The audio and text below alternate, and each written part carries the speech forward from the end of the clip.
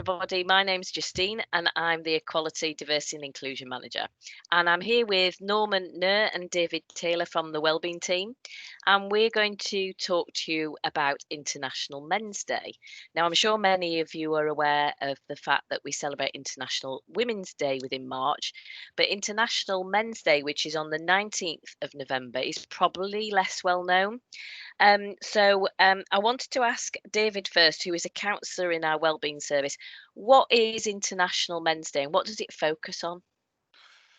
Well, the International Men's Day is a day that's focused around men's mental health, because I think the stigma that surrounds men's mental health, and men finding it difficult to have that conversation, Yeah. that uncomfortable conversation with friends or colleagues or family. Men's Mental Health Day gives us a day to kind of focus for men on that day, to kind of lose the stigma, so that men are able to have that conversation or to share or to seek the help that's required. Fantastic. Thank you, David. And Norman, you're a mental health wellbeing advisor also within that team. What are your thoughts on International Men's Day? Yeah, I think it's just following on from what Dave says. Sometimes we overlook some of the statistics, in terms of our men's and boys' health and social health. So I think for me, in building on what our well-being and the university want to get across, it's a holistic approach. So it's recognizing that some of our men and boys do have higher rates of, say, suicide, less perhaps willing to seek help around a whole host of issues such as like loneliness, anxiety, depression, and even sometimes physical stuff like they might have problems with the testicles, the urine, and all that. As a nurse in a background, I've often seen people being reluctant to like access that support. So for me, the essence of men's mental health promotion in International Men's Day is around just raising some of that awareness, and hopefully from that people will be less reluctant and more confident just to talk about these things, whether that be with friends, staff, family members, and obviously NHS professionals as well. We want to get across,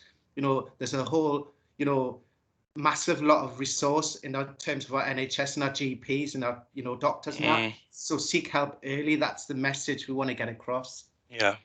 That's fantastic. So what we're doing, certainly by way of this video, is raising awareness that the day exists, that it's a focus on men's mental health, and that we really want to encourage our staff and students, particularly obviously our male staff and students, to start to talk about things a little bit more.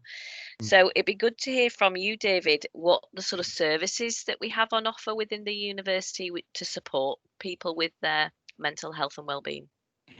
So within the wellbeing team itself, we've under the umbrella of the wellbeing team, we've got wellbeing advisors, we've got mental health workers like Norman, we have counsellors like myself. So I would focus on emotional support.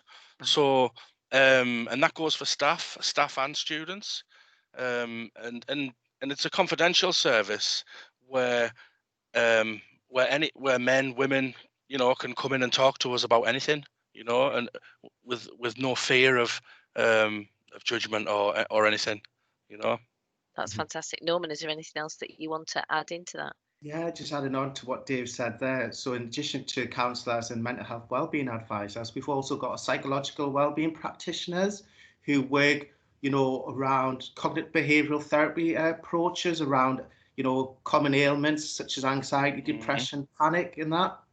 Yeah. And that links in, and we've also got a welfare advisor as well that can, respond to a whole range of issues to do with accommodation, to do with, worries about, debt. And I think building upon that, we don't work in a silo, we work as a part of a wider, university approach. So obviously, within student support services, we've got our disability support team, we've got our staff from student support activities. We've also got around the university mental health first aiders. And I know personally from my experience when working with students, we've got a massive resource in our faculty staff. Yeah. because they're often in the front line of, like, identifying and seeing some of the issues. So I know I work very closely and proactively with our faculty staff as a whole team approach to promoting well-being and mental health. And dare I say as well, and not to forget, our university accommodation staff do an excellent job as well. So a lot of our students, particularly our international students, might live in student accommodation. And I know we work very closely with our student accommodation providers to enable that holistic approach to, well-being for our students. Yeah, and some of the resources, some of the sort of online resources that we have, we've got Silver Cloud, which is a great guided self-help online resource that students can use from home. They can use it from their own handset, from laptops, and it's free and it's confidential. And there's some really good modules on some really good CBT modules on anxiety, depression. There's some on difficulty with food. There's loss. There's all different kinds of programs on there. I like the one on resilience, because resilience is a buzzword at the moment, but perhaps it's very apt at the moment as well. So resilience is ability to deal with day-to-day stresses and somehow get through it and hopefully thrive as well. Yeah, and there's the Together All community as well, the online sort of community where people can just keep in touch and talk to each other. So that would be a great way of sharing sort of any sort of information or any issues or concerns that people have. So that's student to student, isn't it? So they can get involved in conversations, but there's also a whole host of resources that they can access as well, and that's moderated by an independent moderator. So if there was any concerns about someone being really distressed, they would intervene and signpost that student to support if required. That's fantastic. And I can, just to clarify, I think Silver Cloud, is that available to staff as well? It is. Yeah, it Brilliant. is. Yeah. Okay. Thank you. So I just really want to bring us on to our final question now, to both of you actually. So if there's somebody there listening to this video who is particularly suffering with their mental health as we go into the second lockdown, what advice would you give first of all, David? So I've got a few points just to say. If you are struggling and if you are finding it uncomfortable to talk about your mental health, seek help, lose the stigma and reach out. There's help there. Thank you, David. All right. Norman? Yeah, similarly, listening to some of we did like a little survey I did among some of the students I'm working with, some of our male students, and they were offering some really good tips, and I think it echoes some of what Dave said. So one of the students said, make sure that you can look after yourself, whether that's through exercise, going for walks. One of the students' voices said they're trying to develop more structure, because being online and perhaps working from your bedroom, sometimes everything gets blurred. So some of the tips, and we're hopefully going to host them on some of our platforms, some of the tips from our students. But yeah, just echoing what David said in terms of early intervention.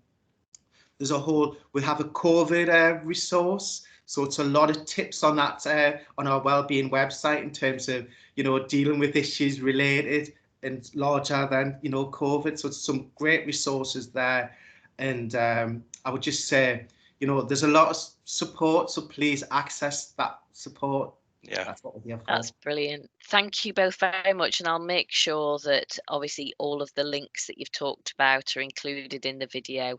But let's hope that this goes some way to encouraging men who are struggling to come forward and seek help. So thank you both very much.